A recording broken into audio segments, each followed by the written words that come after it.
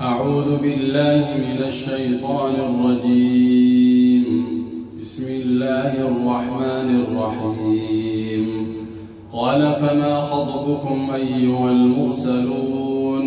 قالوا إنا أرسلنا إلى قوم مجرمين لنرسل عليهم حجارة من طين مسومة عند ربك للمسرفين. فأخرجنا من كان فيها من المؤمنين فما وجدنا فيها غير بيت من المسلمين وتركنا فيها آية للذين يخافون العذاب الأليم. وفي موسى إذ أرسلناه إلى فرعون بسلطان مبين فتولى بركنه وقال ساحر أو مجنون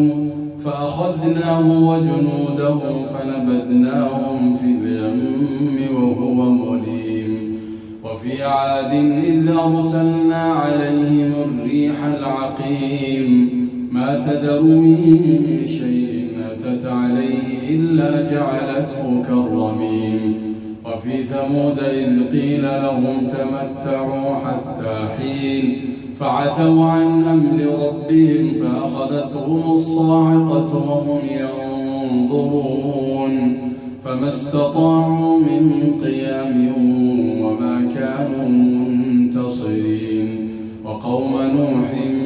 من قبل إنهم كانوا قوما فاسقين.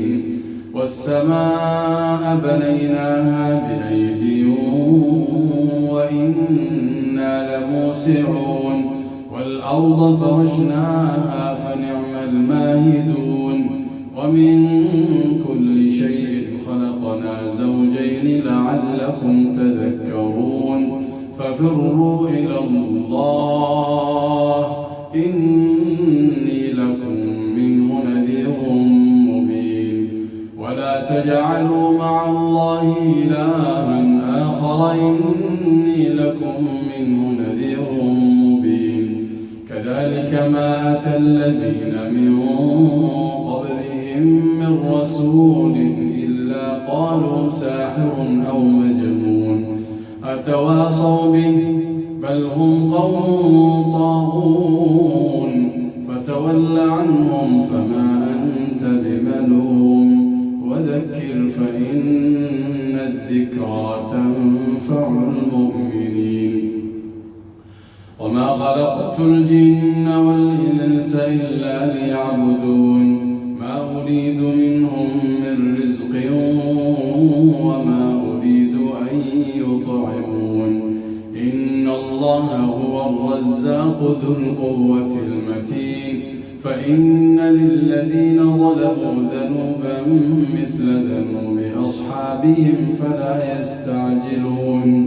فويل للذين كفروا من يومهم الذي يوعدون. بسم الله الرحمن الرحيم. والطور وكتاب مسطور في رق منشور والبيت المعمور والسقف المرفوع والبحر المسجور. إن عذاب ربك لواقع ما له من دافع يوم تمور السماء مورا وتسير الجبال سيرا. فويل يومئذ للمكذبين الذين هم في خوض يلعبون يوم يدعون إلى نار جهنم دعا هذه النار التي كنتم بها تكذبون. أفسحر هذا أم أنتم لا تبصرون اصلوها فاصبروا أو لا تصبروا سواء عليكم إنما تجزون ما كنتم تعملون. إن المتقين في جنات ونعيم فاكهين بما آتاهم ربهم ووقاهم ربهم عذاب الجحيم. كلوا واشربوا هنيئا بما كنتم تعملون متكئين على سرور مصفوفة وزوجناهم بحور عين والذين آمنوا واتبعتهم ذريتهم بإيمان ألحقنا بهم ذريتهم وما ألتناهم من عملهم من شيء كل امرئ بما كسب رهين وأمددناهم بفاكهة ولحم مما يشتهون يتنازعون فيها كأسا لا لغو فيها ولا تأثيم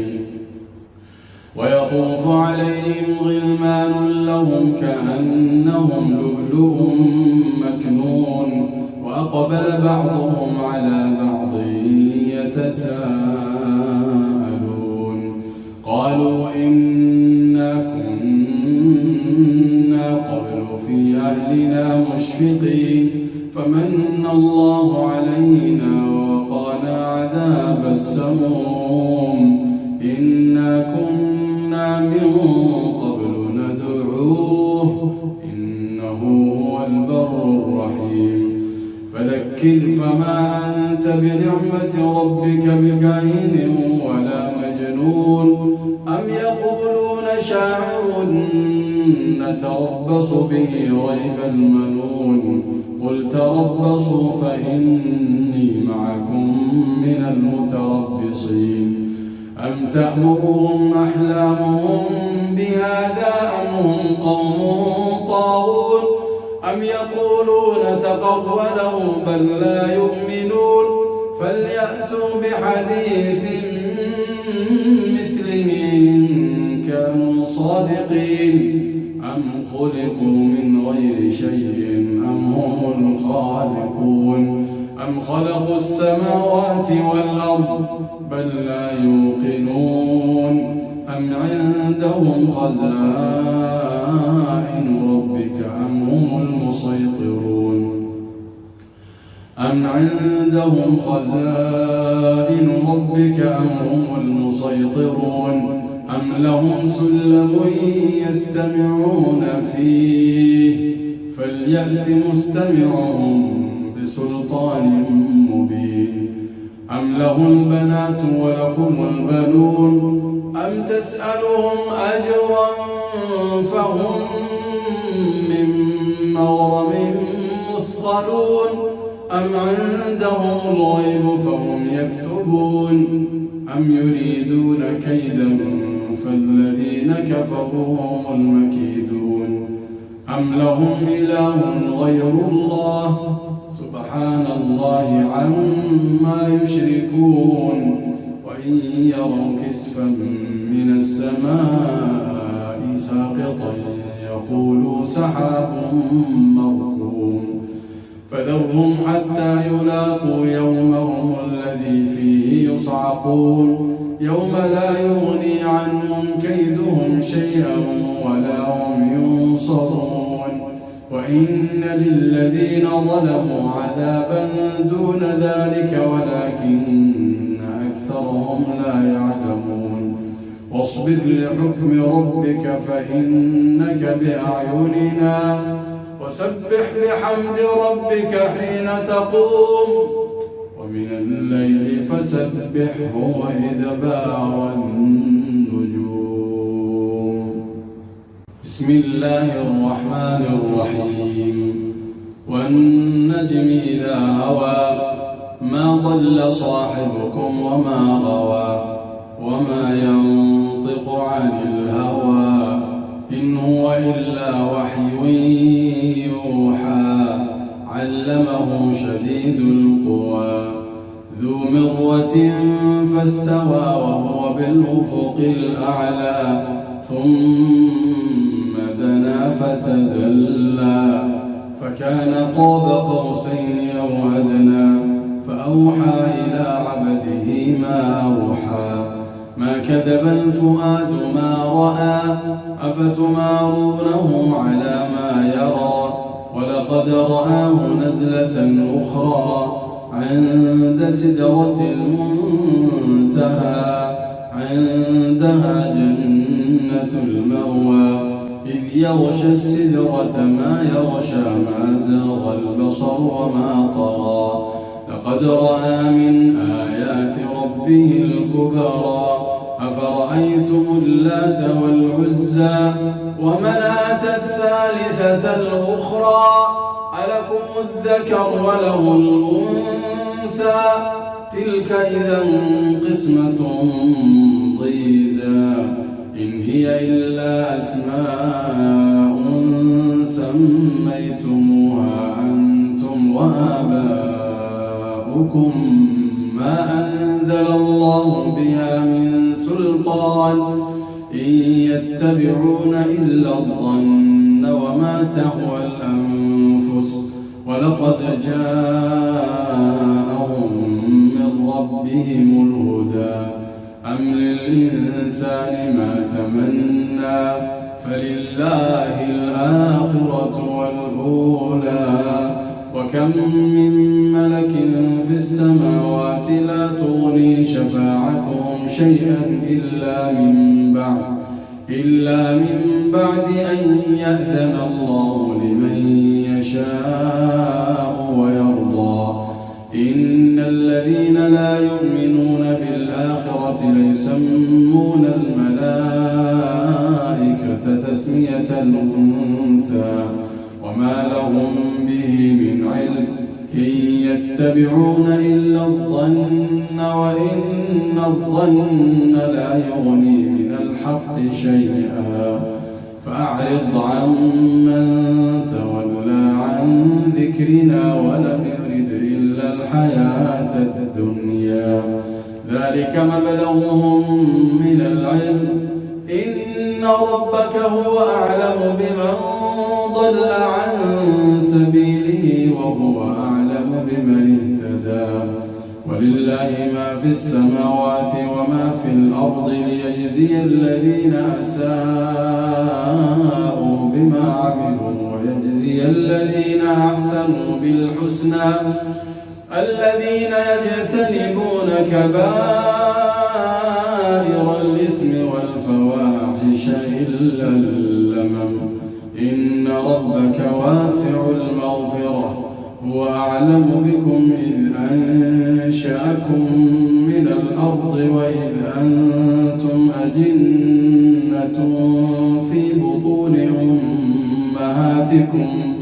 فلا تزكوا أنفسكم هو أعلم بمن اتقى أفرأيت الذي تولى وأعطى قليلا وأكدى عنده علم الغيب فهو يرى أم لم ينبأ بما في صحف موسى وإبراهيم الذي وفى ألا تزر وازرة وزر أخرى وأن ليس للإنسان إلا ما سعى وأن سعيه سوف يرى ثم يجزاه الجزاء الأوفى وأن إلى ربك المنتهى وأنه هو أضحك وأبكى وأنه هو أمات وأحيا وأنه خلق الزوجين الذكر والأنثى من نطفة إذا تمنى وأن عليه النشأة الأخرى وأنه هو أغنى وأقنى وأنه هو رب الشعرى وأنه أهلك عادا الأولى وثمود فما بقى وقوم نوح من قبل إنهم كانوا هم أظلم وأطغى والمؤتفكة أهوى فغشاها ما غشى فبأي آلاء ربك تتمارى هذا نذير من النذر الأولى أزفت الآزفة ليس لها من دون الله كاشفة أفمن هذا الحديث تعجبون وتضحكون ولا تبكون وأنتم سامدون فاسجدوا لله واعبدوا. بسم الله الرحمن الرحيم. اقتربت الساعة وانشق القمر وإن يروا آية يعرضوا ويقولوا سحر مستمر وكذبوا واتبعوا أهواءهم وكل أمر مستقر ولقد جاءهم من الأنباء ما فيه مزدجر حكمة بالغة فما تغني النذر فتول عنهم يوم يدعو الداعي إلى شيء نكر خش عن أبصارهم يخرجون من الأجداث كأنهم جراد منتشر مهطعين إلى الداع يقول الكافرون هذا يوم عسر كذبت قبلهم قوم نوح فكذبوا عبدنا وقالوا مجنون وازدجر فدعا ربه أني مغلوب فانتصر ففتحنا أبواب السماء بماء منهمر وفجرنا الأرض عيونا فالتقى الماء على أمر قد قدر وحملناه على ذات ألواح ودسر تجري بأعيننا جزاء لمن كان كفر ولقد تركناها آية فهل من مدكر ولقد تركناها آية فهل من مدكر فكيف كان عذابي ونذر ولقد يسرنا القرآن للذكر فهل من مدكر كذبت عاد فكيف كان عذابي ونذر إنا أرسلنا عليهم ريحا صرصرا في يوم نحس مستمر تنزع الناس كأنهم أعجاز نخل منقعر فكيف كان عذابي ونذر ولقد يسرنا القرآن للذكر فهل من مدكر كذبت ثمود بالنذر فقالوا أبشرا منا واحدا نتبعه إنا إذا لفي ضلال وسعر ألقي الذكر عليه من بيننا بل هو كذاب أشر سيعلمون غدا من الكذاب الأشر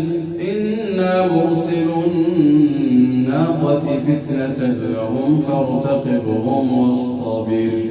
ونبئهم أن الماء قسمة بينهم كل شرب محتضر فنادوا صاحبهم فتعاطى فعقر فكيف كان عذابي ونذر إنا أرسلنا عليهم صيحة واحدة فكانوا كهشيم المحتضر ولقد يسرنا القرآن للذكر فهل من مدكر كذبت قوم لوط بالنذر إنا أرسلنا عليهم حاصبا إلا آل لوط نجيناهم بسحر نعمة من عندنا كذلك نجزي من شكر ولقد أنذرهم بطشتنا فتماروا بالنذر ولقد راودوه عن ضيفه فطمسنا أعينهم فذوقوا عذابي ونذر ولقد صبحهم بكرة عذاب مستقر فذوقوا عذابي ونذر ولقد يسرنا القرآن للذكر فهل من مدكر ولقد جاء آل فرعون النذر كذبوا بآياتنا كلها فأخذناهم أخذ عزيز مقتدر أكفاركم خير من أولئكم أم لكم براءة في الزبر أم يقولون نحن جميع منتصر سيهزم الجمع ويولون الدبر بل الساعة موعدهم والساعة أدهى وأمر إن المجرمين في ضلال وسعر يوم يسحبون في النار على وجوههم ذوقوا مس سقر إنا كل شيء خلقناه بقدر وما أمرنا إلا واحدة كلمح بالبصر ولقد أهلكنا أشياعكم فهل من مدكر وكل شيء فعلوه في الزبر وكل صغير وكبير مستطر إن المتقين في جنات ونهر في مقعد صدق عند مليك مقتدر. بسم الله الرحمن الرحيم. الرحمن علم القرآن خلق الإنسان علمه البيان الشمس والقمر بحسبان والنجم والشجر يسجدان والسماء رفعها ووضع الميزان ألا تطغوا في الميزان وأقيموا الوزن بالقسط ولا تخسروا الميزان والأرض وضعها للأنام فيها فاكهة والنخل ذات الأكمام والحب ذو العصف والريحان فبأي آلاء ربكما تكذبان خلق الإنسان من صلصال كالفخار وخلق الجان من مارج من نار فبأي آلاء ربكما تكذبان رب المشرقين ورب المغربين فبأي آلاء ربكما تكذبان مرج البحرين يلتقيان بينهما برزخ لا يبغيان فبأي آلاء ربكما تكذبان يخرج منهما اللؤلؤ والمرجان فبأي آلاء ربكما تكذبان وله الجوار المنشآت في البحر كالأعلام فبأي آلاء ربكما تكذبان كل من عليها فان ويبقى وجه ربك ذو الجلال والإكرام فبأي آلاء ربكما تكذبان يسأله من في السماوات والأرض كل يوم هو في شأن فبأي آلاء ربكما تكذبان سنفرغ لكم أيها الثقلان فبأي آلاء ربكما تكذبان يا معشر الجن والإنس إن استطعتم أن تنفذوا من أقطار السماوات والأرض فانفذوا لا تنفذون إلا بسلطان فبأي آلاء ربكما تكذبان يرسل عليكما شواظ من نار ونحاس فلا تنتصران فبأي آلاء ربكما تكذبان فإذا انشقت السماء فكانت وردة كالدهان فبأي آلاء ربكما تكذبان فإذا انشقت السماء فكانت وردة كالدهان فبأي آلاء ربكما تكذبان فيومئذ لا يسأل عن ذنبه إنس ولا جان فبأي آلاء ربكما تكذبان يعرف المجرمون بسيماهم فيؤخذ بالنواصي والأقدام فبأي آلاء ربكما تكذبان هذه جهنم التي يكذب بها المجرمون يطوفون بينها وبين حميم آن فبأي آلاء ربكما تكذبان ذواتا أفنان فبأي آلاء ربكما تكذبان فيهما عينان تجريان فبأي آلاء ربكما تكذبان فيهما من كل فاكهة زوجان فبأي آلاء ربكما تكذبان متكئين على فرش بطائنها من استبرق وجنى الجنتين دان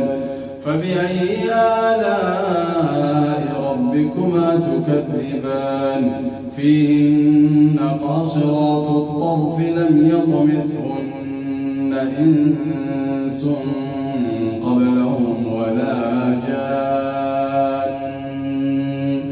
فبأي آلاء ربكما تكذبان كأنهن الياقوت والمرجان فبأي آلاء ربكما تكذبان هل جزاء الإحسان إلا الإحسان فبأي آلاء ربكما تكذبان ومن دونهما جنتان فبأي آلاء ربكما تكذبان مدهامتان فبأي آلاء ربكما تكذبان فيهما عينان نضاختان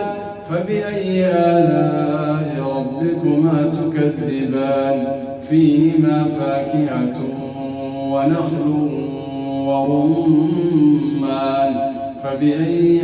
آلاء ربكما تكذبان فيهن خيرات حسان فبأي آلاء ربكما تكذبان حور مقصورات في الخيام فبأي آلاء ربكما تكذبان لم يطمثهن إنس قبلهم ولا جان فبأي آلاء ربكما تكذبان متكئين على رفرف خضر وعبقري حسان فبأي آلاء ربكما تكذبان تبارك اسم ربك ذي الجلال والإكرام بسم الله الرحمن الرحيم إذا وقعت الواقعة ليس لوقعتها كاذبة خافضة رافعة إذا رجت الأرض رجا وبست الجبال بسا فكانت هباء منبثا وكنتم أزواجا ثلاثة فأصحاب الميمنة ما أصحاب الميمنة وأصحاب المشأمة ما أصحاب المشأمة والسابقون السابقون أولئك المقربون في جنات النعيم ثلة من الأولين وقليل من الآخرين على سرر موضونة متكئين عليها متقابلين يطوف عليهم ولدان مخلدون بأكواب وأباريق وكأس من معين لا يصدعون عنها ولا ينزفون وفاكهة مما يتخيرون ولحم طير مما يشتهون وحور عين كأمثال اللؤلؤ المكنون جزاء بما كانوا يعملون لا يسمعون فيها لغوا ولا تأثيما إلا قيلا سلاما سلاما وأصحاب اليمين ما أصحاب اليمين في سدر مخضود وطلح منضود وظل ممدود وماء مسكوب وفاكهة كثيرة لا مقطوعة ولا ممنوعة وفرش مرفوعة إنا أنشأناهن إنشاء فجعلناهن أبكارا عربا أترابا لأصحاب اليمين ثلة من الأولين وثلة من الآخرين وأصحاب الشمال ما أصحاب الشمال في سموم وحميم وظل من يحموم لا بارد ولا كريم إنهم كانوا قبل ذلك مترفين وكانوا يصرون على الحنث العظيم وكانوا يقولون أئذا متنا وكنا ترابا وعظاما أئنا لمبعوثون أو آباؤنا الأولون قل إن الأولين والآخرين لمجموعون إلى ميقات يوم معلوم ثم إنكم أيها الضالون المكذبون لآكلون من شجر من زقوم فمالئون منها البطون فشاربون عليه من الحميم فشاربون شرب الهيم هذا نزلهم يوم الدين نحن خلقناكم فلولا تصدقون أفرأيتم ما تمنون أأنتم تخلقونه أم نحن الخالقون نحن قدرنا بينكم الموت وما نحن بمسبوقين على أن نبدل أمثالكم وننشئكم فيما لا تعلمون ولقد علمتم النشأة الأولى فلولا تذكرون أفرأيتم ما تحرثون أأنتم تزرعونه أم نحن الزارعون لو نشاء لجعلناه حطاما فظلتم تفكهون إنا لمغرمون بل نحن محرومون أفرأيتم الماء الذي تشربون أأنتم أنزلتموه من المزن أم نحن المنزلون لو نشاء جعلناه أجاجا فلولا تشكرون أفرأيتم النار التي تورون أأنتم أنشأتم شجرتها أم نحن المنشئون نحن جعلناها تذكرة ومتاعا للمقوين فسبح باسم ربك العظيم فلا أقسم بمواقع النجوم وإنه لقسم لو تعلمون عظيم إنه لقرآن كريم إنه لقرآن كريم في كتاب مكنون لا يمسه إلا المطهرون رب العالمين. أفبهذا الحديث أنتم مدهنون وتجعلون رزقكم أنكم تكذبون. فلولا إذا بلغت الحلقوم وأنتم حينئذ تنظرون ونحن أقرب إليه منكم ولكن لا تبصرون. فلولا إن كنتم غير مدينين ترجعونها إن كنتم صادقين. فأما إن كان من المقربين فروح وريحان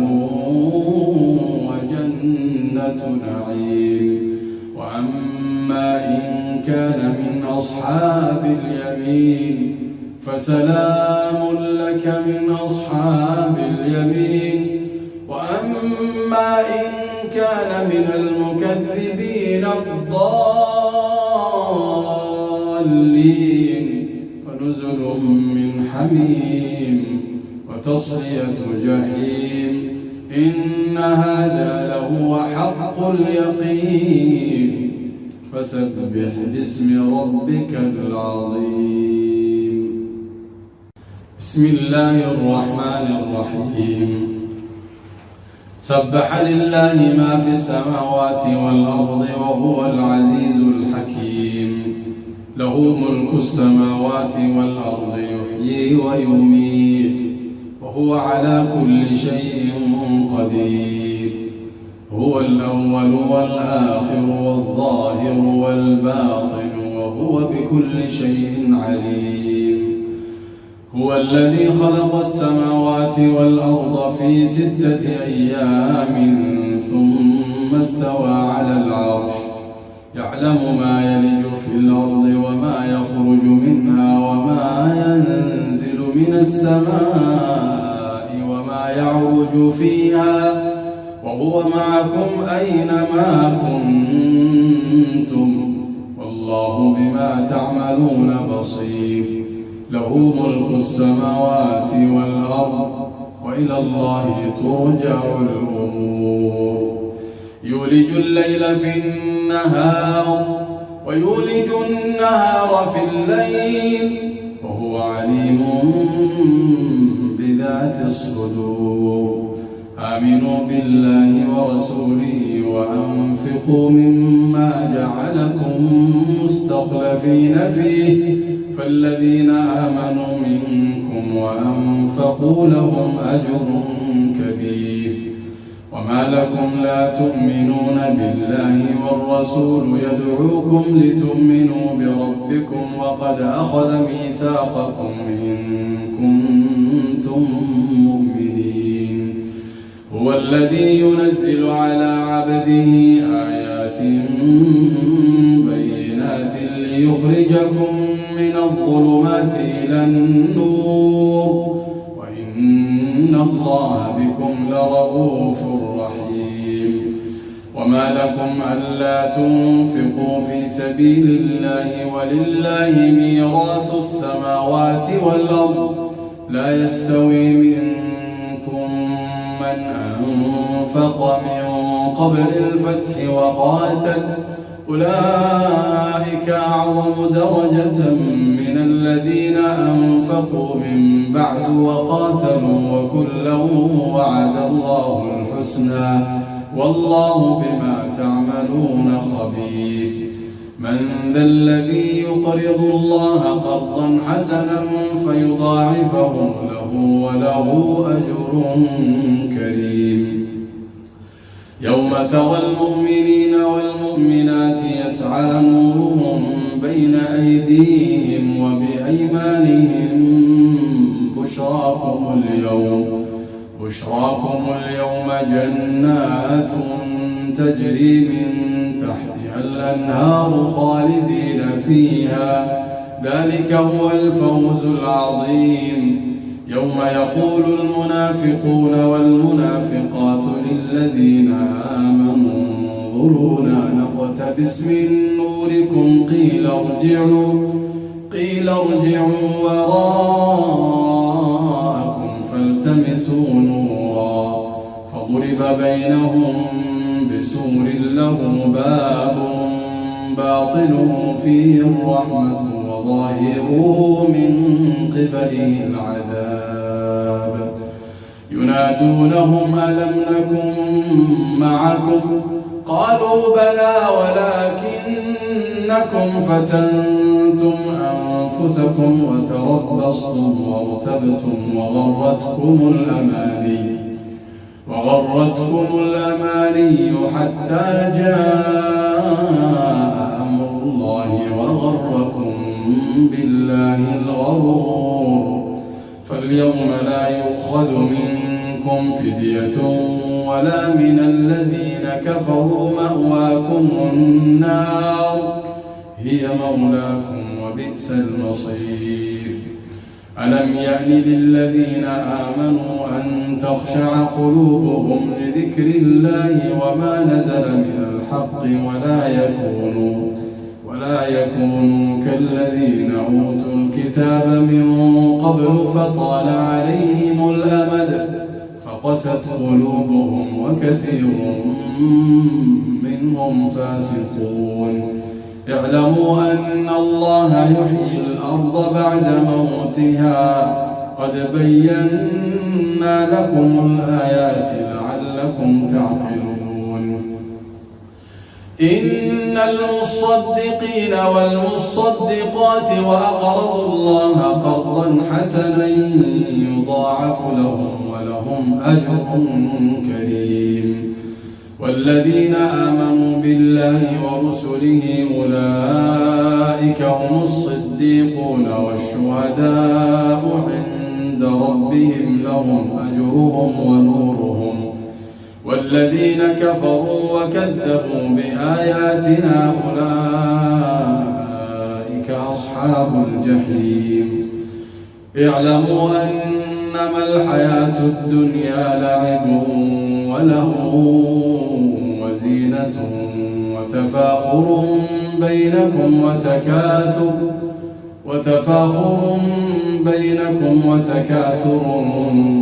في الأموال والأولاد كمثل غيث أعجب الكفار نباته ثم يهيج فتراه مصفرا ثم يكون حطاما وفي الآخرة عذاب شديد ومغفرة من الله ورضوان وما الحياة الدنيا إلا متاع الغرور سابقوا إلى مغفرة من ربكم وجنة عرضها كعرض السماء والأرض أعدت للذين آمنوا بالله ورسله ذلك فضل الله يؤتيه من يشاء والله ذو الفضل العظيم ما أصاب من مصيبة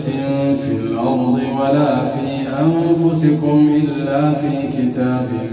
من قبل أن نبرأها إن ذلك على الله يسير لكي لا تأسوا على ما فاتكم ولا تفرحوا بما آتاكم والله لا يحب كل مختال فخور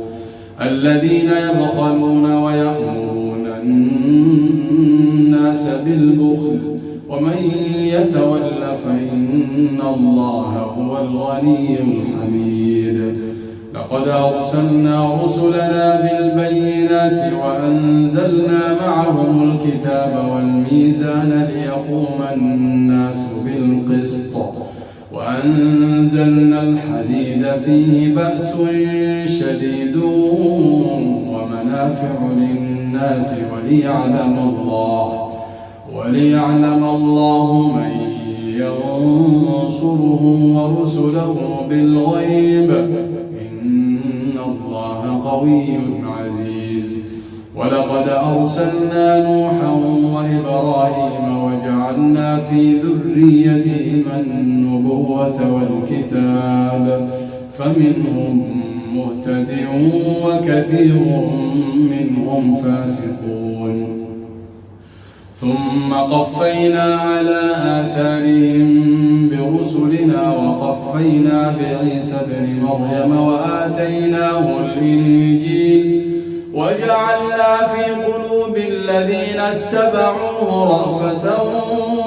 ورحمة ورهبانية ابتدعوها ما كتبناها عليهم إلا ابتغاء رضوان الله فما رعوها حق رعايتها فآتينا الذين آمنوا منهم أجرهم وكثير منهم فاسقون. يا أيها الذين آمنوا اتقوا الله وآمنوا برسوله يؤتكم كفلين من رحمته ويجعل لكم نورا تمشون به ويغفر لكم والله غفور رحيم. لئلا يعلم أهل الكتاب ألا يقدرون على شيء من فضل الله وأن الفضل بيد الله يؤتيه من يشاء والله ذو الفضل العظيم.